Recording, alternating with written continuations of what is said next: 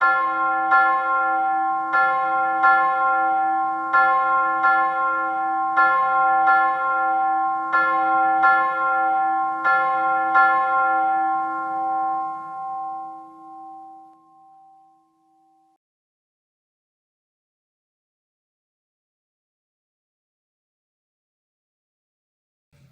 हम ऑनलाइन आराधना में सम्मिलित हम सभी हों और आज की इस आराधना में हम सब परमेश्वर के निकट आएँ। इस ऑनलाइन आराधना में और इस लॉकडाउन के समय में हम अपने आराधना आरंभ करें। अपने साथ गीत पुस्तक और बाइबल साथ में रखें। आइए हम लोग प्रार्थना करें। सर्वशक्तिमान परमेश्वर पिता पुत्र पवित्र आत्मा के नाम से आमीन। जवान सिंहों को तो घटी होती और वे भूखे भी रह जाते हैं, परंतु यहोवा के खोजियों को किसी भली वस्तु की घटी ना होगी। परमेश्वर आत्मा है और आवश्यक है कि उसके भजन करने वाले आत्मा और सच्चाई से भजन करें। पवित्रता की शोभा में प्रभु को दंडवत करो। हे सारे पृथ्वी के लोगों, उसके सामने थरथराओ। हे प्रभु परमेश्वर पिता, हम तेरा धन्यवाद करते हैं बीते समय के रक्षा रखवाले के लिए और हम सबों को सुरक्षित रखने के लिए, और पिता आज किस नए भोर नए जीवन में पहुंचाने के लिए तुझे धन्यवाद देते हैं। इस समय पिता परमेश्वर हम तेरे चरणों तले आते हैं। आप ही उपस्थिति दे कि हम आत्मा और सच्चाई से तेरी स्तुति आराधना महिमा करें और तेरी उपस्थिति में तेरे महिमा के गीतों को गाएं, वचन सुने और आत्मिक जीवन में आगे बढ़ने पाएं। और आज जहाँ कहीं भी तेरे विश्वासी जन प्रभु इस ऑनलाइन आराधना में सम्मिलित होते हैं, हर एक विश्वासियों की अगुवाई कर और उन सबों के संग साथ रह, ताकि आत्मिक जीवन में आगे बढ़ सकें, हमारे प्रभु यीशु ख्रीष्ट के द्वारा। आमीन। हम इस समय परमेश्वर की महिमा करते हुए गीत गाएंगे। गीत नंबर 6वां, हिम नंबर 6।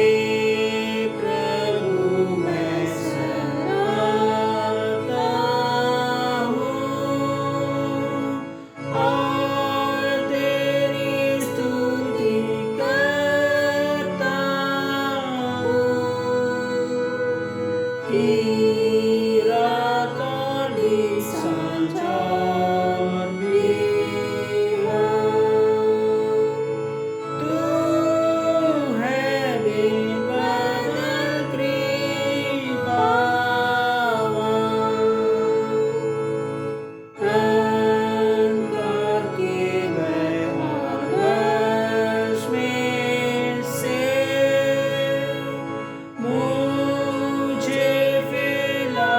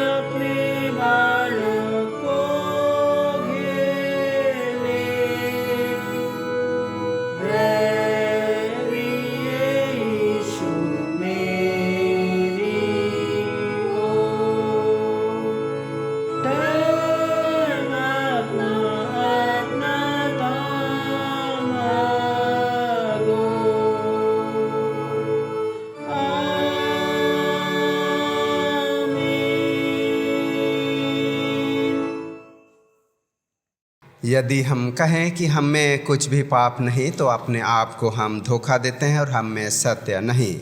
यदि हम अपने पापों को मान लें तो वह हमारे पापों को क्षमा करने और हमें सब अधर्म से शुद्ध करने में विश्वास योग्य और धर्मी है।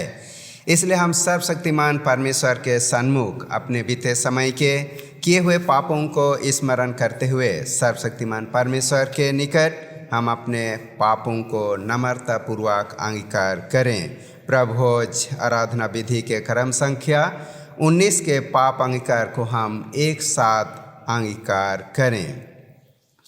हे सर्वशक्तिमान परमेश्वर हमारे स्वर्गीय पिता, हमने मन, वचन और कर्म से तेरे विरोध और अपने साथियों के विरोध पाप किया है। हमने अपनी अज्ञानता और दुर्बलता के कारण और जानबूझकर भी बुराई की है और भलाई करने में असफल रहे हैं। इन सब पापों के लिए हम सचमुच खेदित हैं और अंतःकरण के पश्चाताप करते हैं। तेरे पुत्र यीशु ख्रीष्ट ने हमारे लिए अपने प्राण दिए, उसी के कारण हमने जो पाप किए हैं उनको क्षमा कर और यह वर दे कि भविष्य में हम नया जीवन पाकर सदा तेरी सेवा करें, ताकि तेरे पवित्र नाम की महिमा हो।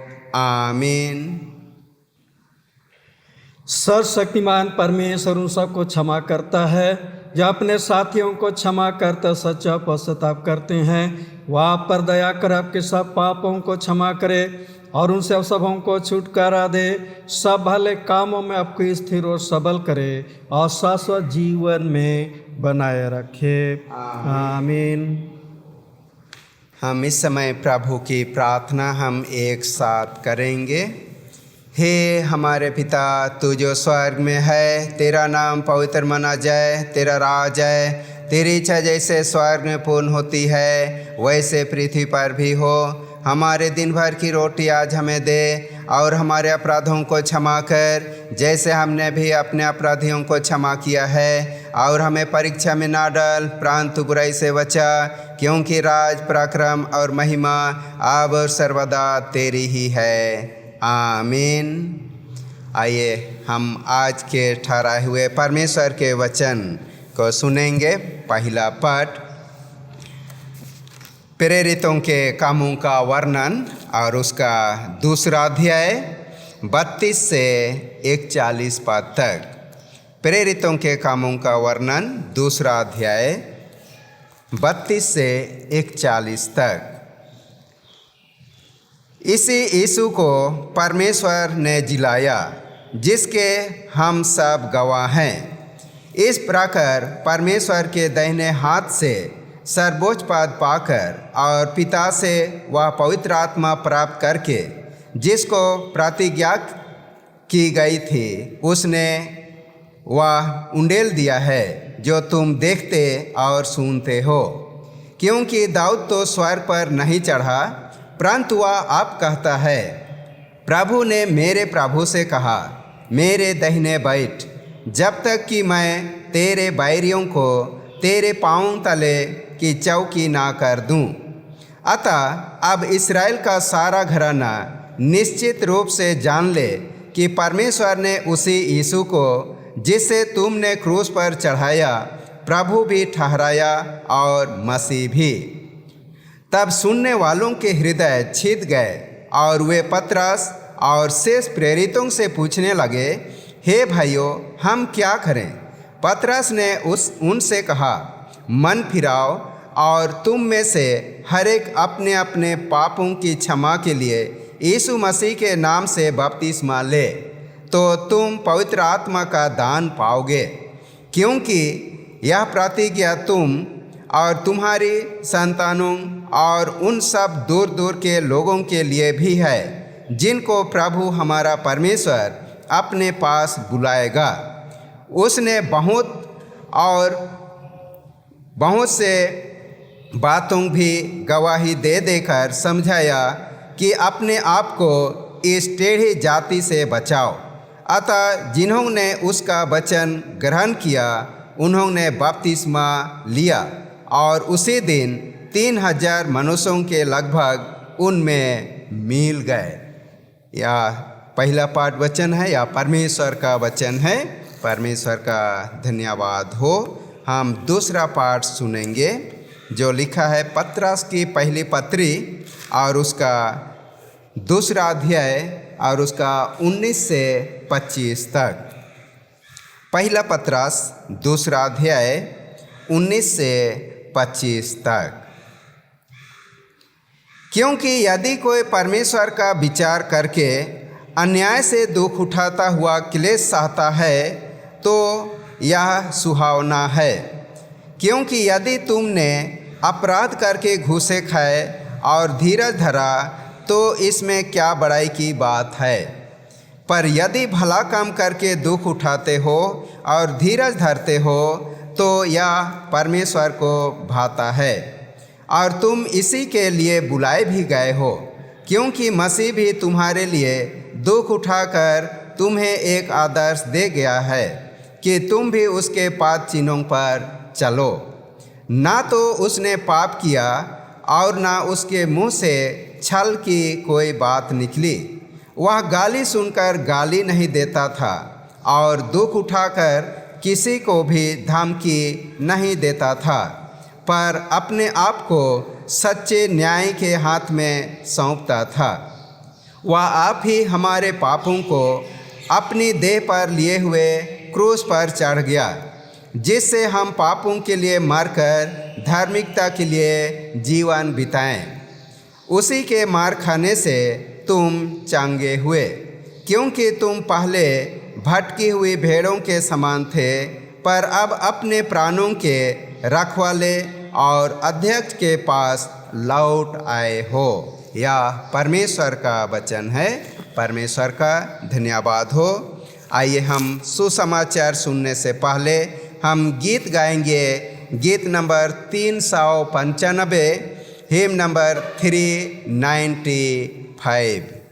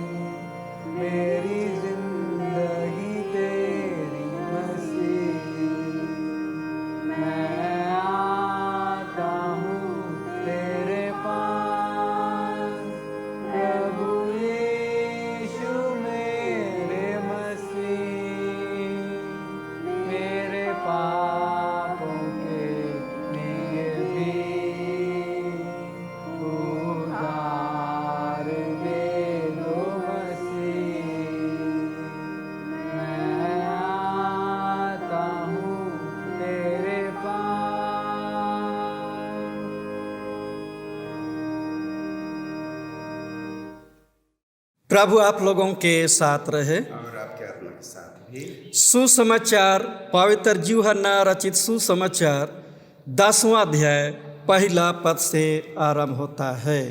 हे यीशु ख्रिस्त तेरी ही महिमा हो। यूहन्ना 10:1-16।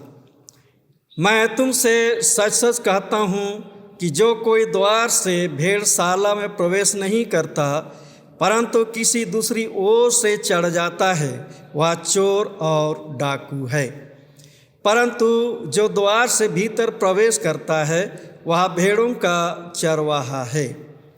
उसके लिए द्वारपाल द्वार खोल देता है और भेड़ें उसका शब्द सुनती हैं और वह अपनी भेड़ों को नाम ले लेकर बुलाता है और बाहर ले जाता है।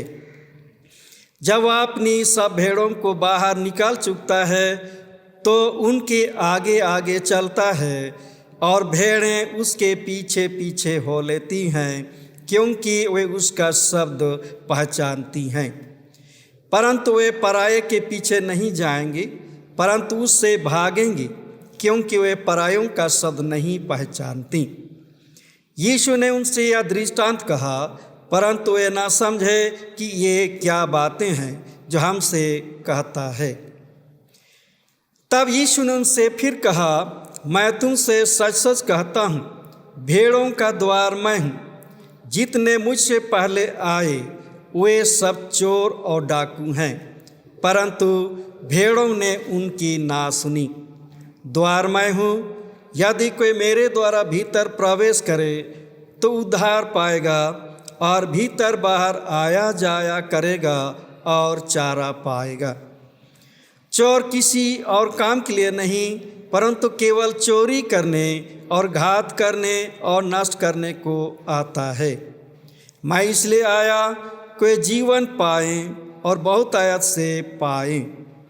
अच्छा चरवाहा मैं हूँ। अच्छा चरवाहा भेड़ों के लिए अपना प्राण देता है।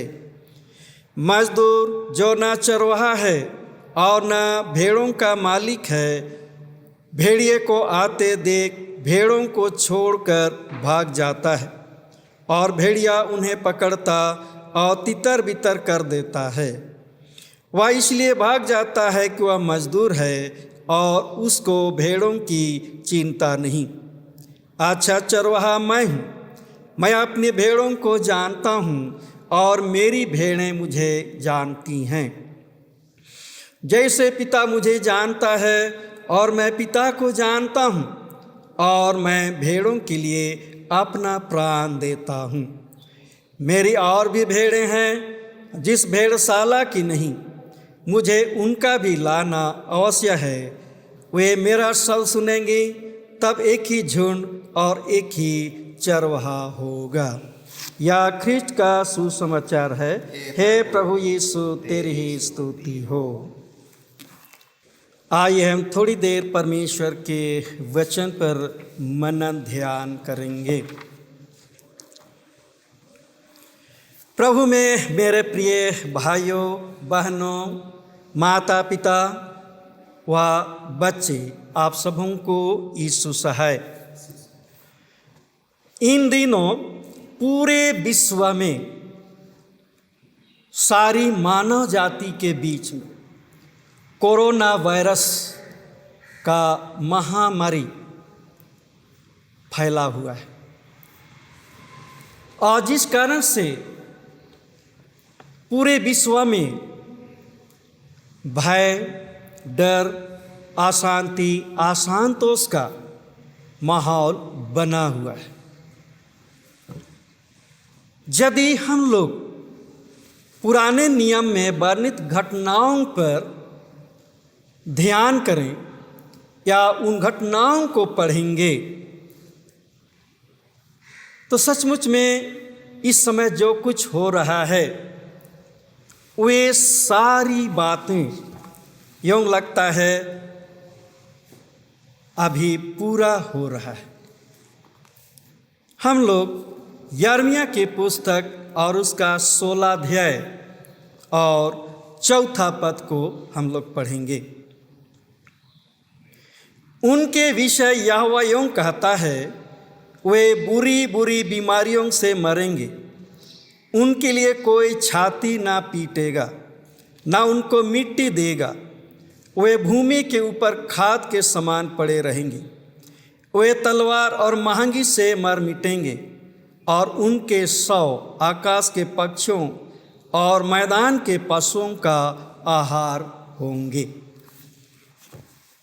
हम लोग यिर्मयाह की पुस्तक 16 अध्याय 1 पद से 13वें पद तक जब हम लोग पढ़ेंगे तो ये सारी बातें हमें समझ में आएगी।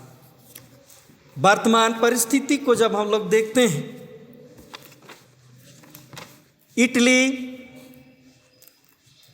फ्रांस, स्पेन, अमेरिका, चीन और हमारे देश में जो कुछ भी वर्तमान में हो रहा है, यूँ लगता है कि उन दिनों की भविष्यवाणी अभी पूर्ण हो रहा है।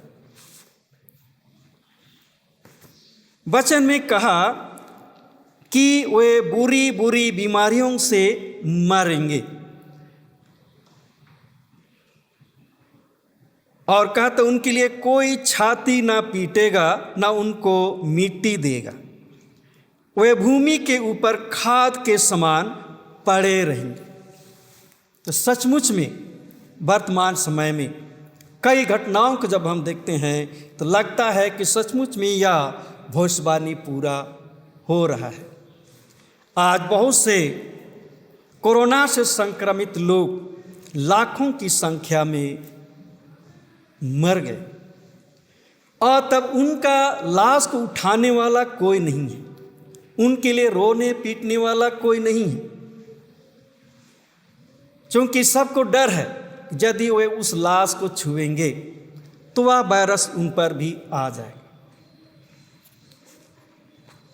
तो सचमुच में हम इन घटनाओं को भविष्यवाणी के तहत हम ध्यान करें तो लगता है कि यिर्मयाह के समय जो भविष्यवाणी की गई वर्तमान समय में पूरा हो रहा है।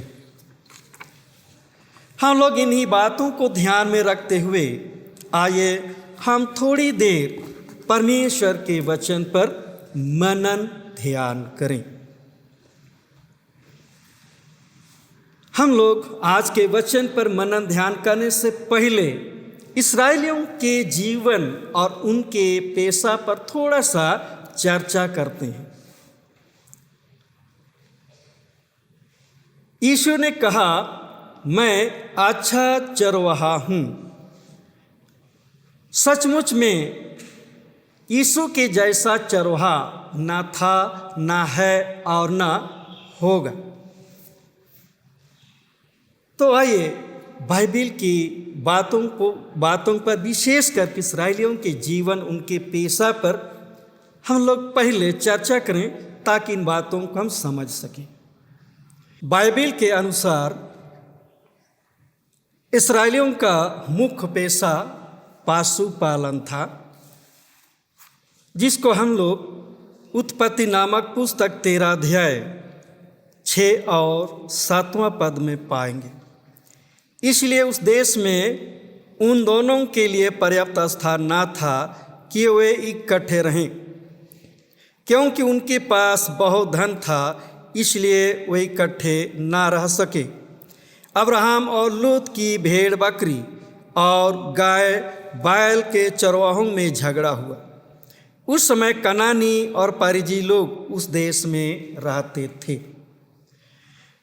तो इससे यह पता चलता है कि उनका मुख्य पेशा पशुपालन ही था और बहुत अधिक संख्या में था।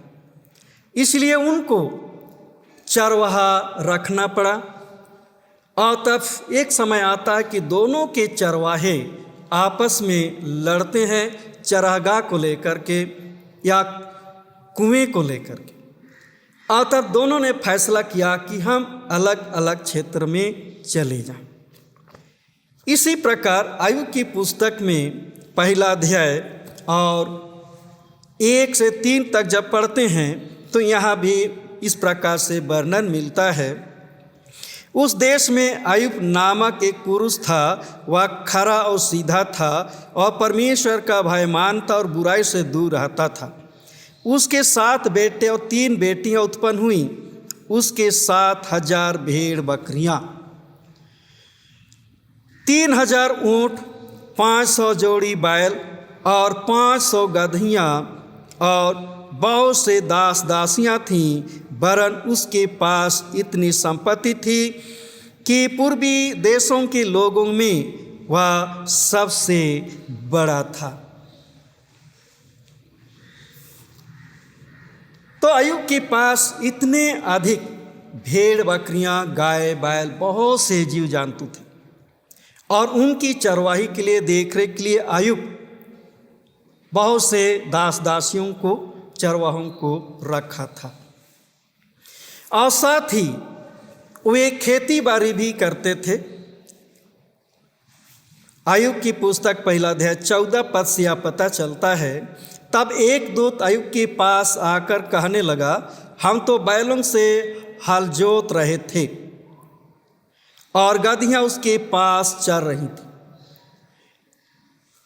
तो इसका मतलब है कि खेती बाड़ी भी ये लोग करते थे।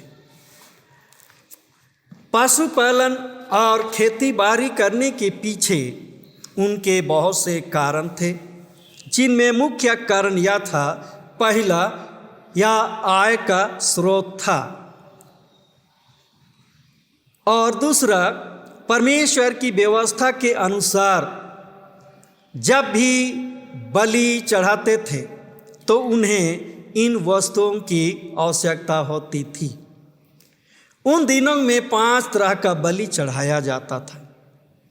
पहला होम बलि, दूसरा अन्न बलि, तीसरा मेल बलि, चौथा पाप बलि और 5वां दोष बलि चढ़ाया जाता था। इसलिए उनको जीव जानवर रखना, विशेष करके भेड़ बकरी बैल रखना आवश्यक था और साथ ही खेती बाड़ी करना भी आवश्यक था। तो हम लोग चरवाहे के विषय में मनन कर रहे हैं, इसलिए हम लोग भेड़ों के विषय में विशेष रूप से हम लोग चर्चा करेंगे। तो सबसे पहले देखेंगे कि ये भेड़ ऐसा जानवर है जो भोले, शांति और शांत रहने वाले, आज्ञाकारी होते थे। तो यह है भेड़ों का स्वभाव, भोला भाला, शांत रहने वाला और आज्ञाकारी। हम लोग फलस्तीन देश पर विशेष रूप से हम लोग चर्चा करेंगे और उनकी भौगोलिक स्थिति ऐसी थी कि वहाँ की भूमि उबड़ खाबड़, कांटेली झाड़ियों से भरा हुआ और पठारी इलाका था। अधिकतर जमीन खेती के लायक नहीं था, इसलिए अधिक वे भेड़ पालन करते थे और भेड़ों की अधिकता के कारण उन्हें चरवाहों की आवश्यकता थी। तो मेरे प्रिय, वहाँ कुछ लोगों का पेशा था चरवाही करना और कुछ लोग मजदूरी लेकर के भेड़ों की चरवाही करते थे। तो भेड़ों का जीवन बहुत कठिन जीवन होता था। उनके हाथ में एक विशेष प्रकार का लाठी होता था, उनके पास एक थैली रहता था जिसमें खाने की वस्तु और साथ ही गोफन डाला रहता था। और जब चरवाही के लिए निकालते थे तो उनको जंगली जानवरों का सामना करना पड़ता था, चोर और डाकुओं का सामना करना पड़ता था। अर्थात दिन में जंगली जानवर, रात में चोर और डाकू। उनका सामना करने के लिए उनके पास केवल लाठी और गोफन छोड़कर कोई दूसरा हथियार नहीं हुआ करता था। अर्थात जंगली जानवरों, चोर डाकुओं का सामना करने के लिए लाठी और गोफन को काम में लाते थे। तो यह है चरवाहों का जीवन। यीशु के कथनानुसार चरवाहे दो तरह के होते थे। पहला, अच्छा चरवाहा। अच्छा चरवाहा के विषय में कहा गया है कि वह अपनी भेड़ों के साथ अत्यधिक प्रेम करता था और हर एक भेड़ों का नाम रखता था। और जब चरवाही के लिए भेड़ों को मैदान की ओर ले जाता था, पहाड़ की ओर ले जाता था, तब एक एक को भेड़शाला से निकालता था, नाम ले लेकर सबको प्यार से पुकारता था और भेड़ों के आगे आगे वह चलता था और भेड़ें उसकी सब सुनती थी और उनको पहचानती थी। अच्छा चरवाहा अपने भेड़ों से अत्यधिक प्रेम के कारण उनके भोजन के लिए चिंता करता था। प्रतिदिन चरागाह को ढूंढता था, पीने के लिए कुएं को ढूंढता था और हरी चराइयों में अपने भेड़ों को चराता था और शाम होते ही अपने भेड़ों को कुएं के पास ले जाता था और उन्हें वह पानी पिलाता था। एक अच्छा चरवाहा अपने भेड़ों के लिए दिन रात चिंता करता था, उनकी देखरेख करता था, उनकी आवश्यकता के अनुसार सारी व्यवस्था उनके लिए करता था। किंतु जब गैर चरवाहा उनके पास आते थे, वे उनकी नहीं सुनते थे। उनकी आवाज़ सुनकर भेड़ें भाग जाती थी। तो यह है भेड़ों का जीवन और चरवाहों का जीवन। चरवाहों को एक विशेष जिम्मेदारी दी गई थी, जिसको हम लोग निर्गमन के पुस्तक 22 अध्याय 10 से 13 पद में पाते हैं। भेड़ों को एक विशेष जिम्मेदारी दी गई थी जो व्यवस्था के अनुसार है।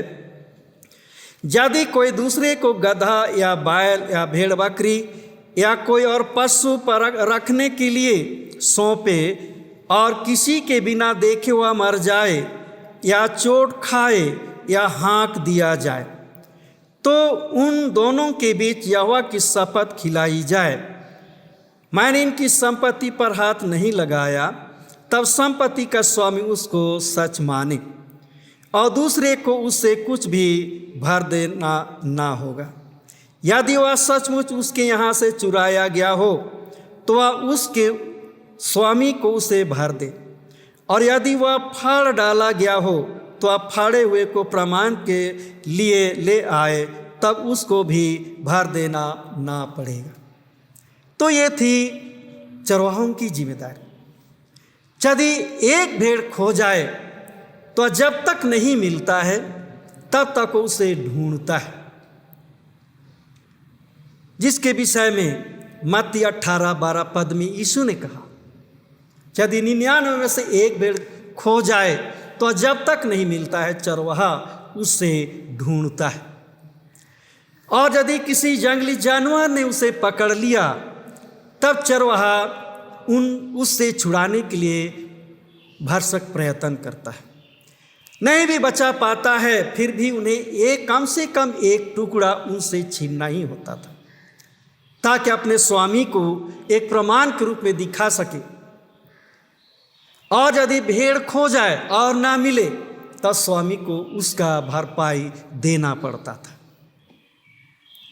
इसलिए चरवाहा प्रयासरत रहता था कि उनकी भेड़ों में से कोई भी एक ना खो जाए और किसी को भी जंगली जानवर ना पकड़ने पाए, चोर डाकू से ना चुरा सकें। इसलिए अच्छा चरवाहा दिन और रात उनकी रखवाली करता है, उनकी देख रेख करता है, अन्यथा उनको भरपाई देना पड़ता था।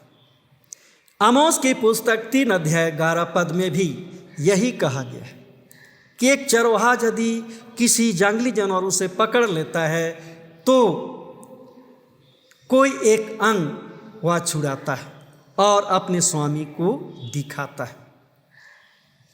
तो यह है चरवाहों के लिए एक जिम्मेदारी। तब अच्छे चरवाहे अपने कर्तव्य को पूरा करते थे, भेड़ों की रखवाली करते थे, अच्छी चरागाहों में चराते थे और जहाँ अच्छा पानी है वहाँ ले जाकर उनको पिलाया करते थे। दूसरे प्रकार के चरवाहों के विषय में यीशु ने कहा मजदूर चरवाहा। यूहन्ना 10 अध्याय 12 से 13 पद में इसका वर्णन किया गया है। ऐसे चरवाहों का जिक्र किया गया है जो मजदूरी लेकर के चरवाही करता है, क्योंकि एक मजदूर है और इसलिए उनको केवल अपने मजदूरी की चिंता रहती है।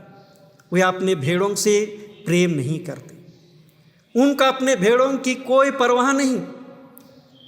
उनको इतना ही चिंता है कि कब शाम हो जाए, कब शाम होगा ताकि मुझे आज का मजदूरी मिल जाए।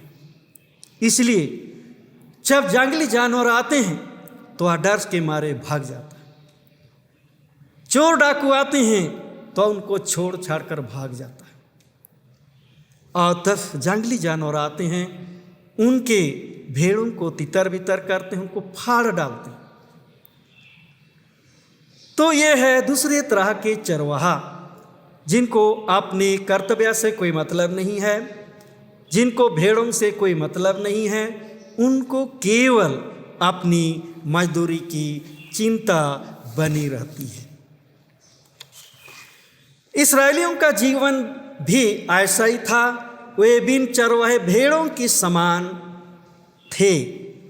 यीशु ने कई बार इसका जिक्र किया है, जिसको हम लोग मत्ती रचित सुसमाचार और उसका 9वां अध्याय, मत्ती रचित सुसमाचार उसका 9वां अध्याय और 36 पद में पाएंगे। यहाँ यूं लिखा है, मत्ती 9 और 36 पद। जब उसने भीड़ को देखा तो उसको लोगों पर तरस आया, क्योंकि वे उन भेड़ों के समान जिनका कोई रखवाला ना हो व्याकुल और भटके हुए थे। मरकुस रचित सुसमाचार 6 अध्याय और 34 पद। यीशु ने उतरकर बड़ी भीड़ देखी और उन पर तरस खाया, क्योंकि वे उन भेड़ों के समान थे जिनका कोई रखवाला ना हो, और वह उन्हें बहुत सी बातें सिखाने लगा। तो पूर्व के दिनों में इस्राएलियों के लिए कोई चरवाहा नहीं था, कोई राजा नहीं था, केवल परमेश्वर ही उनका चरवाहा या रखवाला था। किंतु मूसा के दिनों में परमेश्वर ने मूसा और हारून को इस्राएलियों का चरवाहा या अगुआ नियुक्त किया। इसी प्रकार यीशु को भी पुराने नियम में एक चरवाहा के रूप में प्रस्तुत किया गया है। इस प्रकार पुराने नियम से इस्राएली अगुओं को चरवाहा कहा गया और इस्राएलियों को भेड़ें कहा गया। और जब यीशु जगत में आया तब उसने स्वयं भी कहा कि अच्छा चरवाहा मैं ही हूँ। तो क्या सचमुच में यीशु एक अच्छा चरवाहा है या एक अच्छा चरवाहा था? इस पर हम मनन करें। यीशु ने यूहन्ना रचित सुसमाचार 10 अध्याय और पहला पद से लेकर 16 पद तक में कुछ बिंदुओं का उन्होंने जिक्र किया है। आइए उन्हीं बिंदुओं पर हम लोग मनन करें। पहला, यीशु ने कहा, भेड़ों का द्वार मैं हूँ। यूहन्ना 10 का 7वां पद और 9वां पद। भेड़ों का द्वार मैं हूँ। विद्वानों ने कहा है या बताया है कि उन दिनों में चरवाहों को रखने के लिए 2 प्रकार का भेड़शाला हुआ करता था। पहला, चहारदीवारी लगा रहता था, उसमें एक दरवाज़ा रखा जाता था। जब चरवाहा शाम को भेड़ों को चराकर वापस ले आता था तो वहाँ एक द्वारपाल होता था, उनके लिए दरवाज़ा खोल देता था और चरवाहा अपनी लाठी से एक एक कर गिन गिन करके भेड़शाला में भेड़ों को प्रवेश कराता था। सभी भेड़ों के घुस जाने के बाद बाहर से बंद कर दिया जाता था और तब एक द्वारपाल रात भर उनकी रखवाली करता था। दूसरा, चहारदीवारी बनाया जाता था किंतु उसमें दरवाज़ा नहीं होता था, एक छेद भेड़ों के घुसने के जैसा छोड़ दिया जाता था और चरवाहा जब शाम को वापस ले आता था तो अपनी लाठी से गिन गिन कर एक एक भेड़ों को उस छेद से प्रवेश कराता था। सब भेड़ों के प्रवेश कर जाने के बाद चरवाहा स्वयं लाठी लेकर उस छेद के सामने लेट जाता था। कहते हैं भेड़ों के प्रवेश करने से पहले भी वह लेटे रहता था और उनके ऊपर से होकर भेड़ उस छेद में प्रवेश करते थे। कुछ विद्वान कहते हैं कि जब भेड़ सुबह को बाहर निकलते थे तो चरवाहा छेद के सामने लेट जाता था और उनके ऊपर से भेड़ें बाहर निकलती थीं और सब भेड़ें बाहर निकल जाती थीं। उसके बाद तो सबको नाम ले ले करके पुकारते हुए उनके आगे आगे वह चला जाता था। संभव है कि यीशु मसीह इन्हीं बातों को लेकर के कहा, द्वार मैं हूँ, यदि कोई मेरे द्वारा भीतर प्रवेश करे तो उद्धार पाएगा और भीतर बाहर आया जाया करेगा और चारा पाएगा। यूहन्ना 10 का 9वां पद। तो यह है उन दिनों के भेड़शालों का वर्णन। दूसरा बिंदु, यीशु ने कहा, मुझसे पहले जो आए वे चोर और डाकू हैं। यूहन्ना 10 का 8वां पद और 11वां पद में इस बात को पाते हैं। उन दिनों में भेड़ों के लिए जंगली जानवर दिन में और रात में चोर डाकुओं का खतरा बना रहता था। तो भेड़ों को हमेशा और चरवाहों के लिए हमेशा ये खतरे बने हुए थे। आज की कलीसिया में भी 2 तरह का खतरा बना रहता है। पहला, बाहर के दुश्मनों का खतरा और दूसरा, भीतर के दुश्मनों का खतरा। तो बाहर के दुश्मन कौन हैं? उन दिनों में झूठे भोजदक्ता हुआ करते थे और झूठी भोजदानी करते थे और तब लोग भटक जाते थे। इसी प्रकार यीशु के दिनों में शास्त्री, फरीसी, याजक ये भी हुआ करते थे। किंतु आज की कलीसिया में बाहरी खतरा वो लोग हैं जो झूठे भोजदाता हैं, झूठा भोजदानी करते हैं, झूठे प्रचारक हैं जो झूठा प्रचार करते हैं, लोगों को गलत तरह से शिक्षा देते हैं, और बहुत से मसीही विरोधी लोग हैं। तो आज कलीसिया में हम विश्वासियों के लिए इनसे हमें खतरा बना रहता है। दूसरा भीतरी खतरा, यीशु ने शास्त्री फरीसियों की ओर संकेत किया, याजकों की ओर संकेत किया, जो अपनी स्वार्थ सिद्धि के लिए लोगों को अपनी बातें सिखाते थे। परमेश्वर की व्यवस्था, परमेश्वर का वचन, इस पर कम उनको शिक्षा दिया जाता था, किंतु अपनी ओर से लोगों को अपनी इच्छा अनुसार अपने स्वार्थ सिद्धि के लिए शिक्षा देते थे। और ये लोग इस मसीह के विरोधी थे। इसलिए उन्होंने कहा कि मुझसे पहले जो भी आए वे चोर और डाकू थे। आज भी हमारी कलीसिया में भीतरी खतरा ये है कि बहुत से लोग मंडली के भाई बहनों को अलग तरह से प्रेरित करते हैं।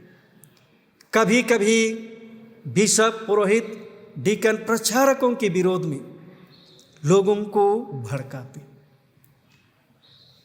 और ऐसी परिस्थिति में कलीसिया चलाना या विश्वासियों की अगुवाई करना आसान नहीं होता है।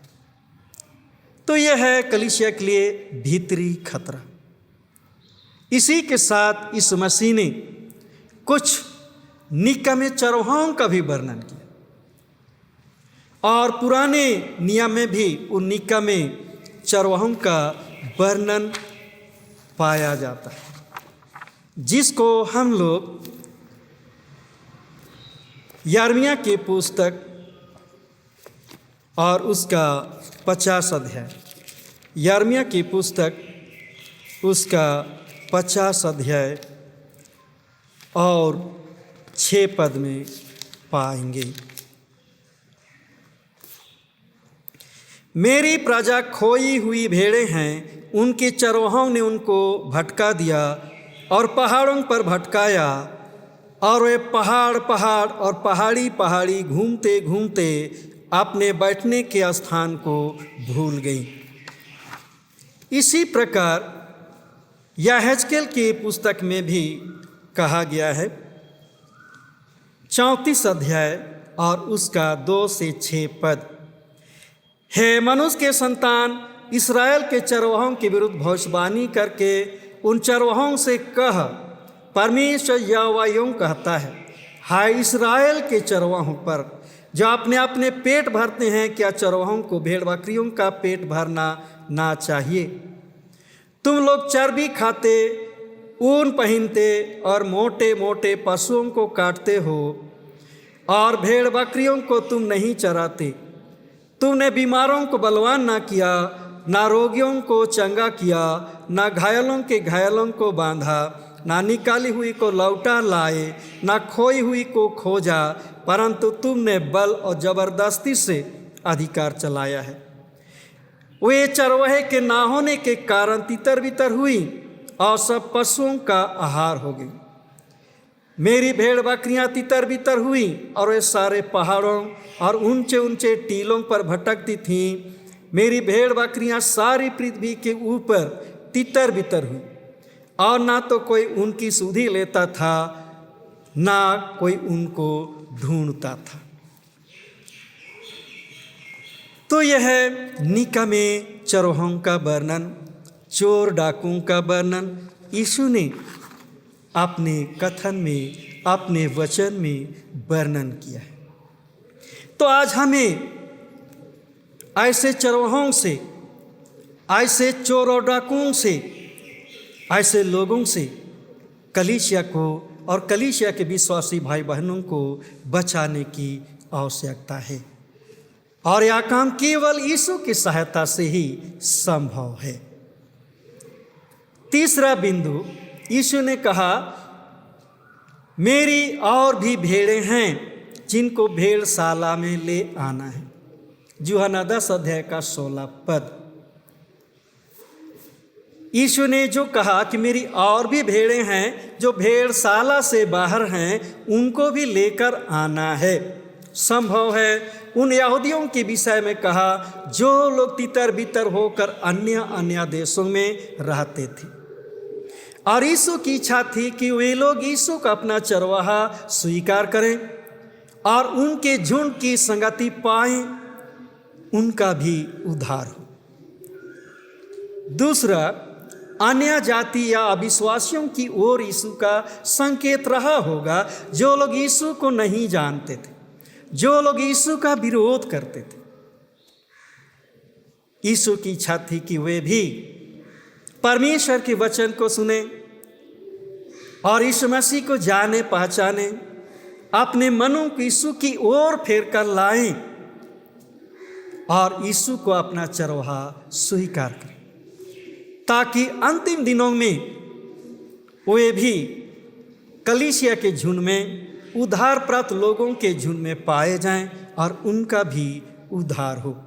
इसलिए उनको सुसमाचार सुनाना आवश्यक है। तीसरा, जो कलीसिया से बाहर है, अर्थात जो लोग कलीसिया के हैं लेकिन कलीसिया की संगति से बाहर हैं, उनको भी यीशु की इच्छा है कि उस संगति में लाया जाए, मिलाया जाए और वे भी अंतिम दिन उद्धार पाए, वे भी यीशु मसीह को अपना उद्धारकर्ता ग्रहण करें और उन पर अपना विश्वास दृढ़ करें। आज हमें ऐसे लोगों को जो कलीसिया के हैं लेकिन बाहर हैं, उनको कलीसिया की संगति में लाना आवश्यक है। अब अंतिम बात है, यीशु ने कहा, मैं चरवाहा हूँ, अच्छा चरवाहा हूँ और अपने भेड़ों के लिए अपना प्राण देता हूँ। यूहन्ना 10 अध्याय 11 और 12 और 15 पद, 17 और 18 पद। हम इन पदों को यदि हम पढ़ते हैं तो यीशु ने यही कहा कि मैं भेड़ों के लिए अपना प्राण देता हूँ।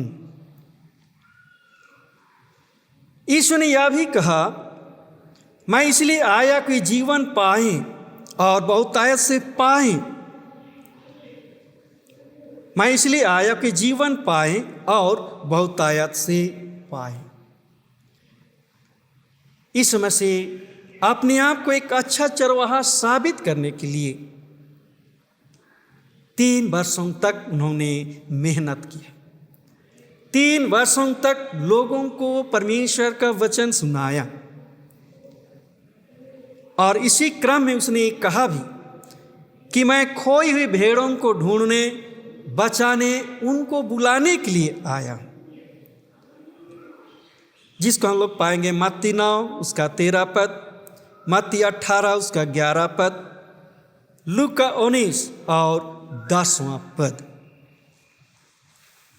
और इस मसीह खोई भेड़ों को ढूंढने, बचाने के क्रम 3 साल तक उनको शैतान और अपने विरोधियों का सामना करना पड़ा,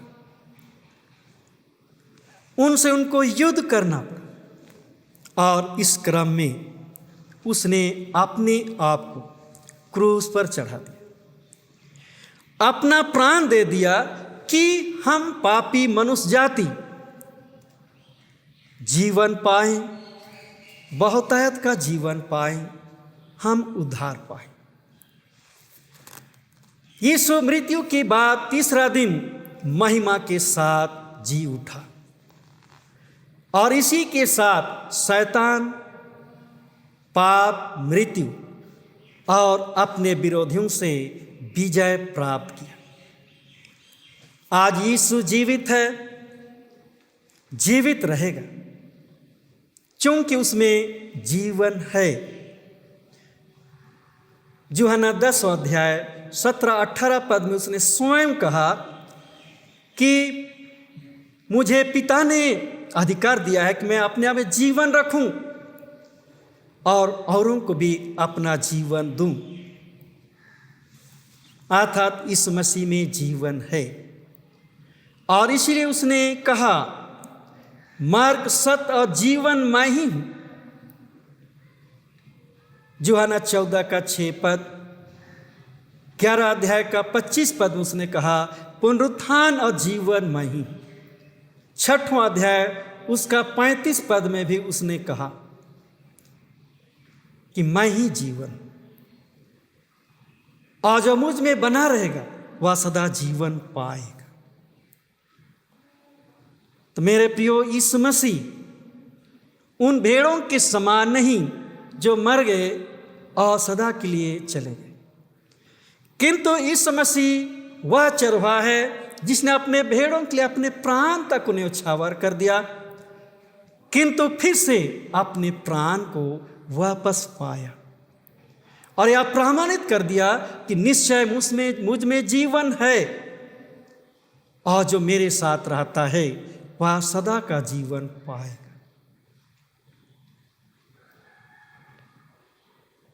यीशु एक अच्छा चरवाहे के समान हम पापियों से प्रेम करता है, हमें नाम ले लेकर बुलाता है, हमें पुकारता है। यूहन्ना 15 उसका 9वां पद में उसने यह कहा, पिता मुझसे प्रेम करता है और मैं तुमसे प्रेम करता हूं। पिता परमेश्वर अपने पुत्र से प्रेम करता है, उसका पुत्र यीशु मसीह हम मनुष्य जाति से प्रेम करता है, इसलिए वह हमारी एक एक आवश्यकताओं के लिए चिंता करता है। जब हम संकट की घड़ी में होते हैं, अपने सामर्थ्य हाथों से हमें छुड़ाता है। अपने लोगों को कभी भूखा रहने नहीं देता, प्यासा रहने नहीं देता, अपने लोगों के लिए भोजन की व्यवस्था करता है, पानी की व्यवस्था करता है। अर्थात हमें जिन जिन आवश्यकताओं की होती है उन आवश्यकताओं को वह पूरा करता है। और इसलिए एक बार यीशु मसीह ने उस स्त्री से कहा जो कुएं के पास पानी भरने आई थी, यदि तू मुझे समझती पहचानती तो मुझसे तू जीवन का जल मांगती।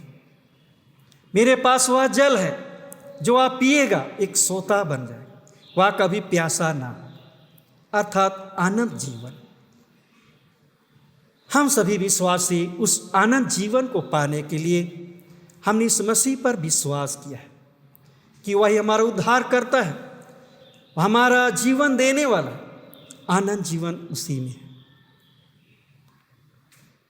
अब तक हम लोग उस इस मसीह के चरवाही में हम आए ताकि हम उसके साथ अंदर बाहर हो सके, उद्धार पा सके, जीवन पा सके। इस प्रकार इस मसीह ने हमारे प्रेम के कारण हमारी अच्छी चरवाही करते हुए अपना सब कुछ को न्यौछावर कर दिया और उन्होंने प्रमाणित कर दिया कि हमारा एक अच्छा चरवाहा है। अतः हम सभी इस मसीह के भेड़शाला की भेड़े हैं। हमें इस मसीह की चरवाही में दिन प्रतिदिन का जीवन व्यतीत करना है। तो आइए, इस मसीह केवल कहता नहीं, वह पूरा भी करता है। काम के द्वारा उन्होंने पूरा किया है। इसलिए आज हम सभी इस मसीह में उद्धार प्राप्त लोग हैं। हम इस मसीह की संगति में सदा बने रहें और इस मसीह के साथ अपना जीवन प्रतिदिन बिताएं। प्रभु आप सबों को आशीष दे। इस समय हम लोग एक गीत गाएंगे, गीत संख्या 351, 351।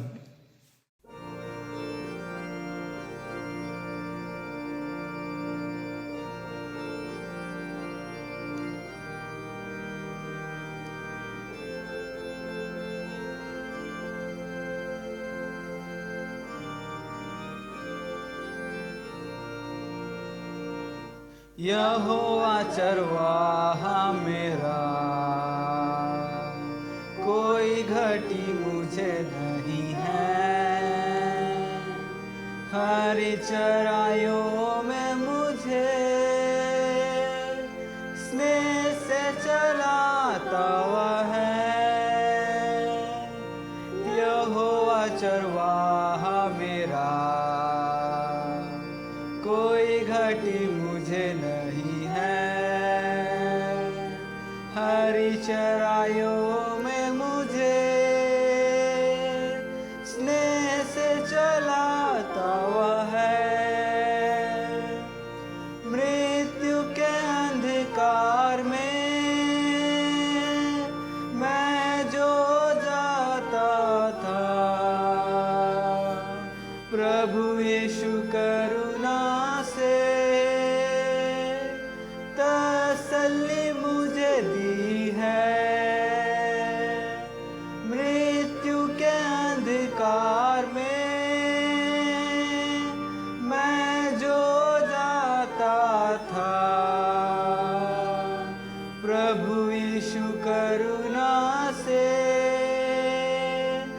तसल्ली मुझे दी है। यहोवा चरवाहा मेरा,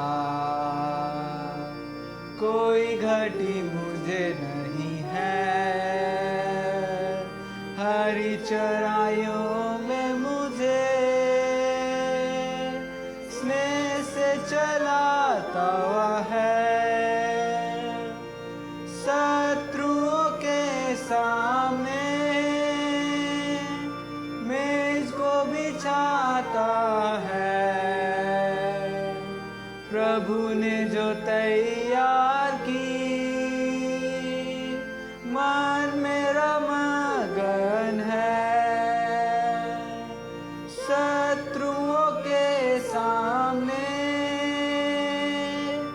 मेज को बिछाता है।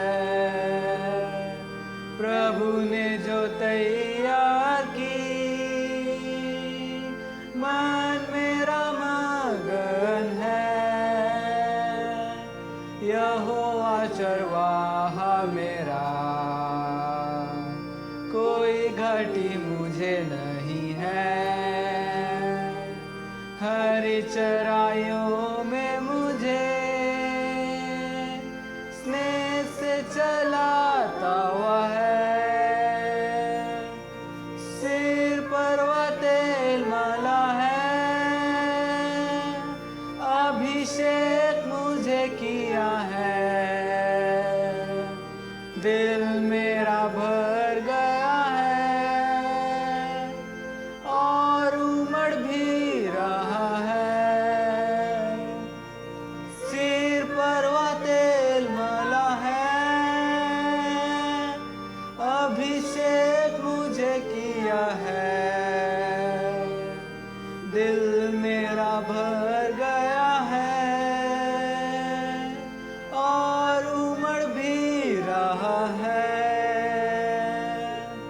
यहोवा चरवाहा मेरा, कोई घटी मुझे नहीं है। हरी चराइयों में मुझे स्नेह से चलाता वह है। सर्वदा प्रभु घर में करूँगा निवास जो मैं। करुणा भलाई भी उसकी आनंदित मुझे करती है। सर्वदा प्रभु घर में करूँगा निवास जो मैं। करुणा भलाई भी उसकी आनंदित मुझे करती है। यहोवा चरवाहा मेरा, कोई घटी मुझे नहीं है। हरी चराइयों में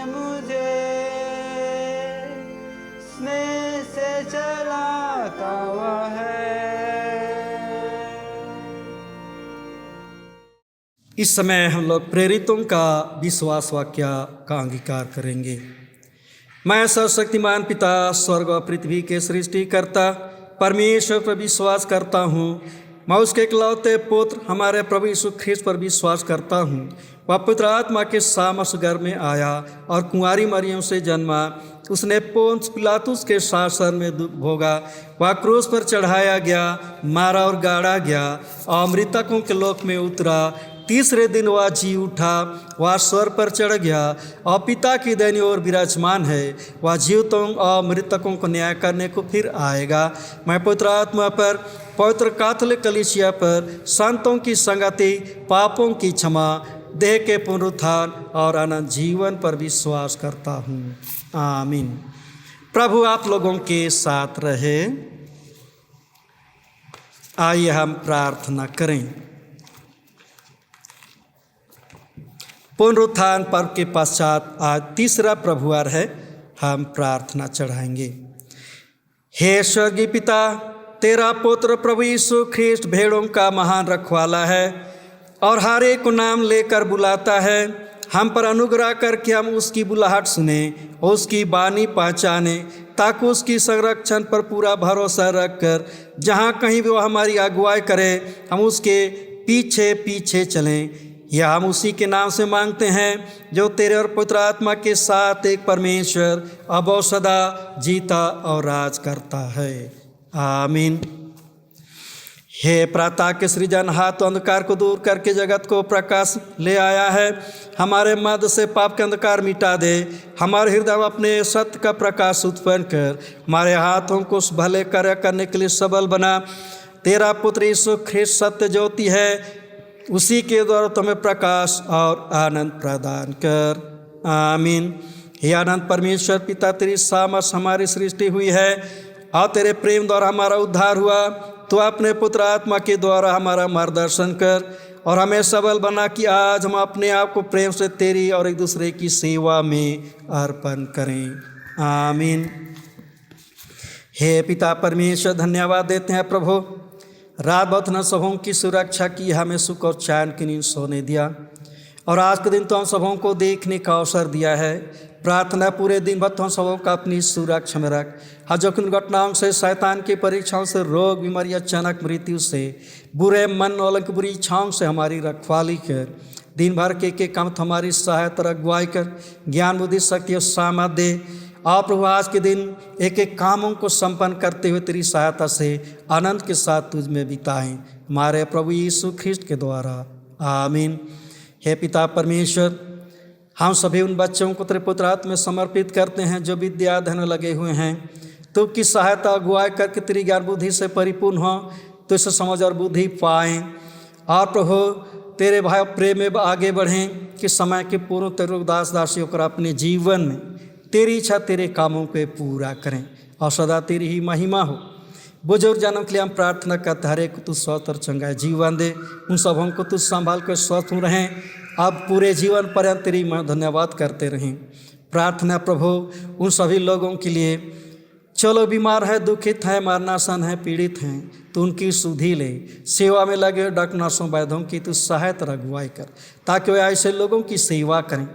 उनकी सेवा से हर एक लोग स्वस्थ और चंगाई जीवन को पाएं।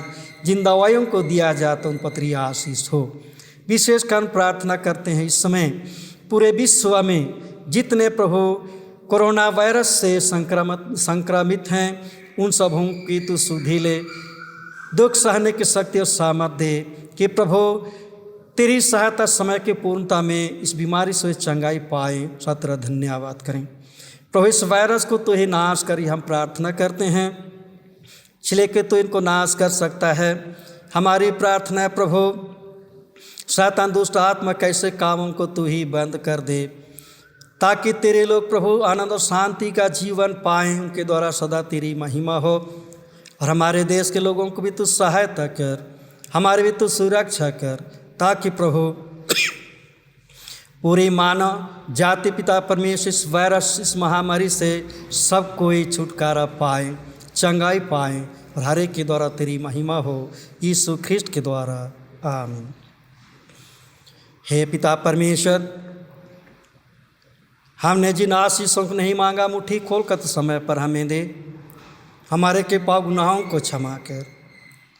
आप प्रभु हमारी सेवा, हमारी प्रार्थना, हमारी स्तुति महिमा को तू ही स्वीकार कर, हमारे प्रभु यीशु ख्रिस्ट के द्वारा। आमीन। सर्वशक्तिमान परमेश्वर पिता, पुत्र, पवित्र आत्मा की आशीष सब पर हो और आप सबों के साथ सर्वदा रहे। आमीन। सबको यीशु सहाय।